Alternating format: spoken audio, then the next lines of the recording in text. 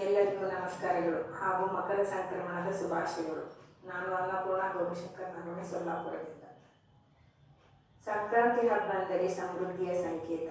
ದಕ್ಷಿಣಾಯಣದಿಂದ ಉತ್ತರಾಯಣಕ್ಕೆ ಸೂರ್ಯನು ಮಕರ ರಾಶಿ ಪ್ರವೇಶಿಸುವ ಪರ್ವಕಾಲವೇ ಮಕರ ಸಂಕ್ರಮಣ. ಆಧ್ಯಾತ್ಮಿಕ ಚಿಂತನೆಯಿಂದ ಮುಕ್ತಿ ಮಾರ್ಗವಾಗಿ ಉತ್ಸವ, ದಾನ, ಧರ್ಮ, ನದಿ ಸ್ನಾನ, ಸಮುದ್ರ ಸ್ನಾನ, ಪತಂಗ ಹಾರಿಸುವುದು, ದೀಪೋತ್ಸವ, ಮೇಳಗಳು, ಕಲೆ, ನೃತ್ಯ, ಸೂರ್ಯ ಪೂಜೆ ಮುಂತಾದವುಗಳನ್ನು ಈ ಪುಣ್ಯಕಾಲದಲ್ಲಿ ಮಾಡುತ್ತೇವೆ. ಇನ್ನು ಎಳ್ಳು ಬೆಲ್ಲದ ಮಹತ್ವ. ಎಳ್ಳು ಎಂದರೆ ಶನಿಗೆ ಹೋಲಿಸುತ್ತಾರೆ, ಬೆಲ್ಲ ಎಂದರೆ ಸೂರ್ಯನಿಗೆ ಹೋಲಿಸುತ್ತಾರೆ.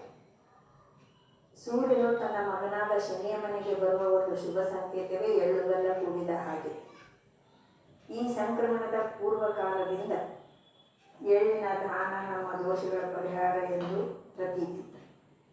ಈ ದಿನದಂದು ಬಹಳ ಚಳಿ ಇರುವುದರಿಂದ ನಮ್ಮ ದೇಹದಲ್ಲಿ ಎಣ್ಣೆಯ ಅಂಶ ಹಾಗೂ ಉಷ್ಣತೆಯನ್ನು ಈ ಎಳ್ಳು ಬೆಲ್ಲ ಸರಿಪಡಿಸುತ್ತದೆ ಎಂದು ನಂಬಿಕೆ. ಆದ್ದರಿಂದ ನಾವೆಲ್ಲರೂ ಎಳ್ಳು ಕೊಟ್ಟು ಎಳ್ಳು